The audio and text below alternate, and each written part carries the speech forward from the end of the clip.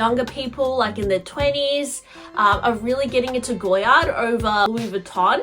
I don't know why it's trending so much, maybe because it's a little bit more exclusive compared to Louis Vuitton. Hey guys, welcome to my channel. I'm Jess. Today I wanted to talk about hot new bags that are coming out really soon from Louis Vuitton, Goyard and Hermes. So if you love shopping and handbag videos, guys, please subscribe to my channel. I'm really close to 20,000. All your support would be much appreciated, and thank you so much to those who have subscribed and been supporting me for a while. Okay, so I have been seeing all on my social media the latest Louis Vuitton runway show designed by Nicolas Goyard. The bags are really over the top and wow. I mean, we've had the whole quiet luxury trend going on for a while, these very low-key bags.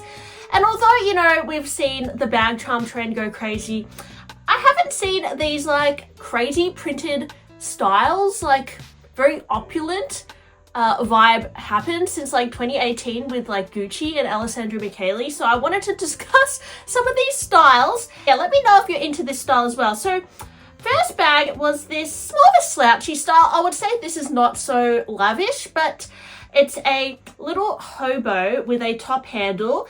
It's given me artsy vibes. The artsy bag was this huge hobo that they used to do, and it was more of an oversized canvas bag. It also came in like leather versions as well. This is like a mini version of that in a way, but it also has a detachable vachetta strap and a chain.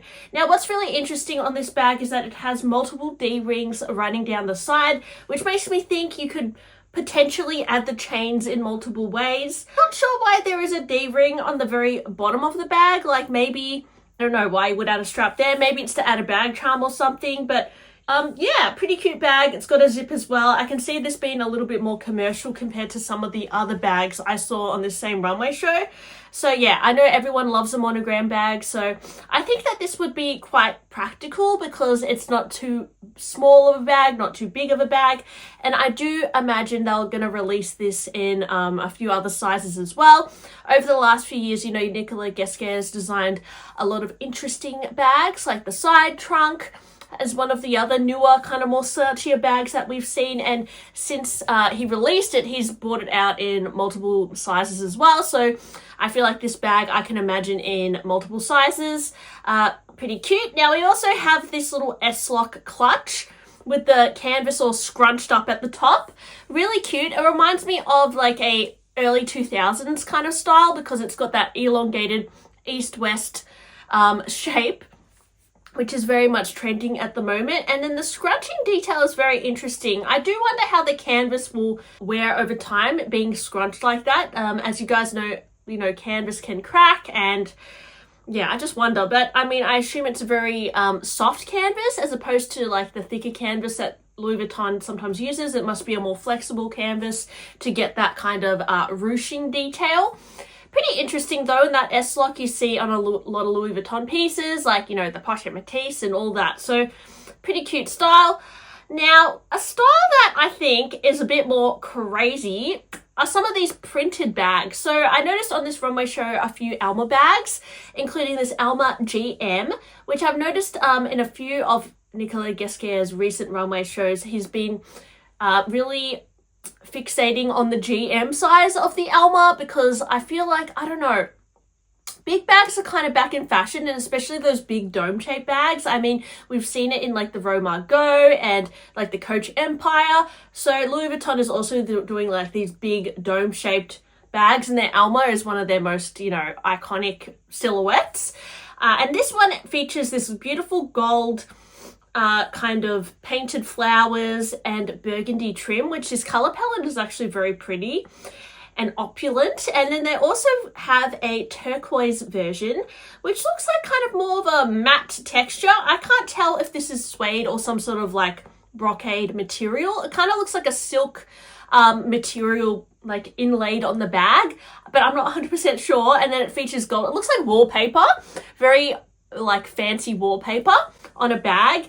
And there's also going to be a few bags in this gold pattern. So it's gold with this beautiful dark kind of like teal color, which also looks very like, I don't know, yeah, fancy, like a queen. Yeah, very fancy.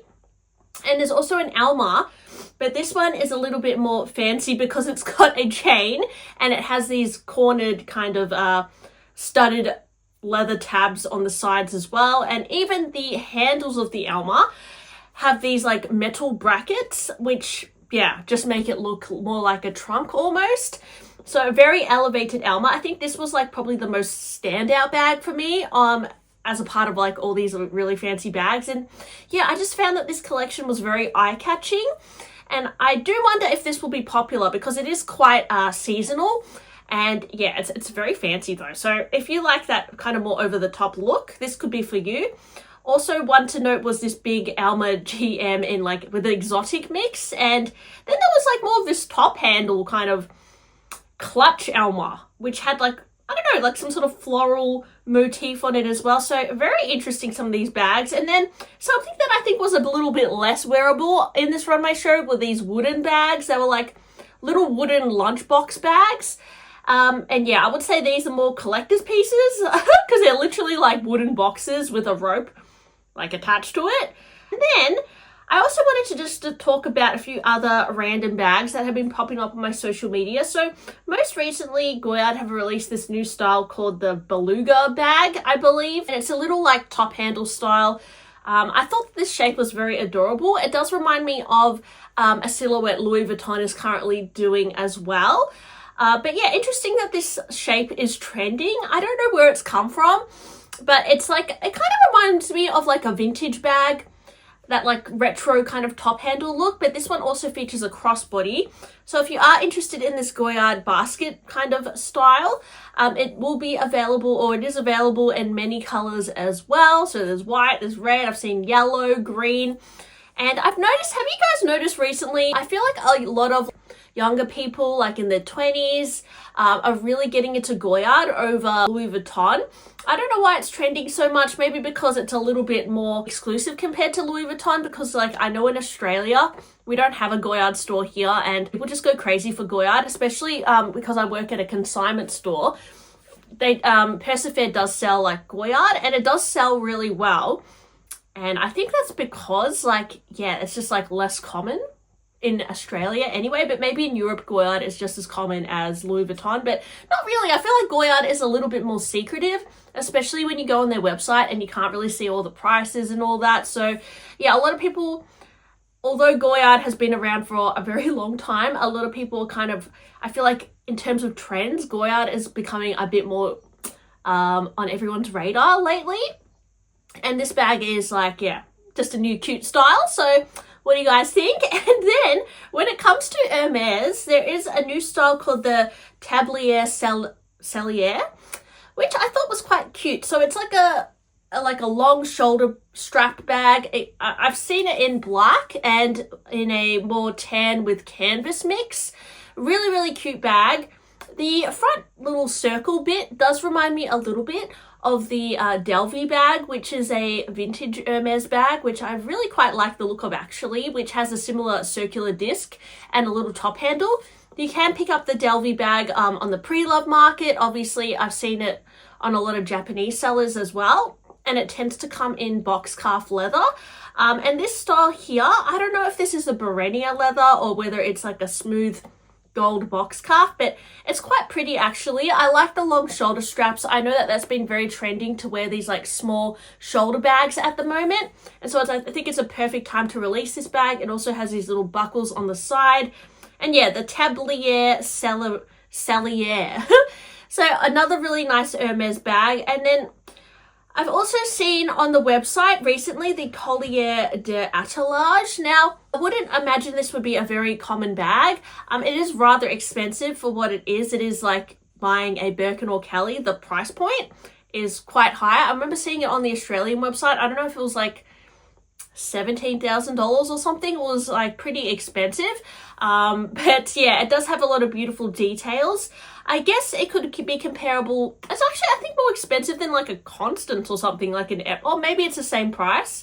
It's probably the same price as a Constant, so I'm sure it takes just as much skill to make this bag, although it does have less of that like chunky hardware on the front. But even like the curved detail, like that like piping part, I can imagine is quite hard to craft. So although it's a very minimalistic bag, it must be complex to make, right, given the price point. Now, it does have an adjustable strap. You can see it has like a few holes that you can adjust it. And I've seen it in a few classic colors as well, like E-Taupe and this, I think it could be Nata. One of you guys asked me what I think of this bag recently and whether you should buy it. And honestly, it's a very unique Hermes style. I know it's probably not as popular as a Birkin or Kelly, obviously. But I do think that the studded detail is quite edgy. A lot of people have said it looks a little bit like a Valentino bag because of those studs. It reminds them of like the rock stud line. But I know that is referencing, you know, their Medor motif, which you see in a lot of their like bracelets and belts. So it does tie into like, I guess, things you would associate with Hermes. And this looks a little bit more modernized, I would say. It has like the long strap as well, which I don't know if this strap is detachable. And the handle, the way it's made, it's a lot more of a flat handle as opposed to like that Kelly handle that is a bit more like of a curve. All my handles are covered in twillies, but yeah, it just has a bit of a different handle to it. I know that I don't know if I would buy this over a Birkin or Kelly for myself personally, but I guess like I wouldn't say no if someone gave it to me. Like, it is a really interesting bag from Hermes, but I don't know whether it would be my first choice. Maybe I would buy it if I saw it for a really amazing deal on the pre-love market.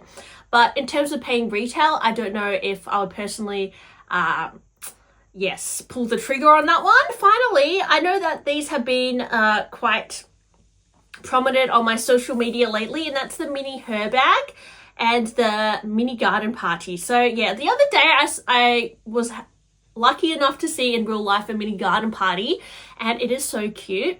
I think it does retail for around 6,000 Australian dollars in the leather, and I've noticed on the pre-love market they are reselling for $8,000, $9,000, $10,000, so they do sell for a premium. It is a really cute proportion.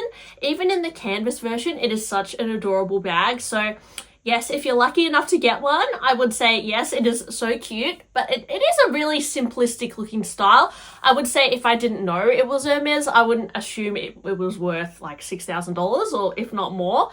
To me, because it's lacking the hardware, it's, you know, canvas lined. There's a lot of elements to it that look not as fancy as other Hermes bags, but yeah, it's a really cute design. I think if you've got collecting tendencies, you kind of want to get like, I don't know, it's just like a cute proportion. Like any bag in mini is just always cute. So yeah, I do personally really like it in the full leather version, although it's quite expensive, so I don't know if I would buy it myself. And then the mini her bag is really cute as well. I did see that one lady on social media, she like subbed out the long strap for like a shorter shoulder strap, which I think she would have bought from like I don't know, some sort of third-party seller that sold the shorter straps. But I actually think it looked quite cute as a little shoulder bag. Also super popular and does sell for a premium on the secondhand market. But I do imagine if you wait like a year or two, the prices on the secondhand market will start coming down. And I know that this bag is kind of hard to get in the store right now, but I do imagine it will get easier. Just like the Her Bag 31, I think is relatively easy to get in the boutique. I think it will just take some time for the mini one to become easier to get as well. You could definitely pay a premium and buy it secondhand, but yeah, I don't know. The prices are a bit crazy. So let me know, guys, have any of the bags I've talked about in this video sparked your interest? And thanks for watching. And yes, I'll see you on my next one. Bye!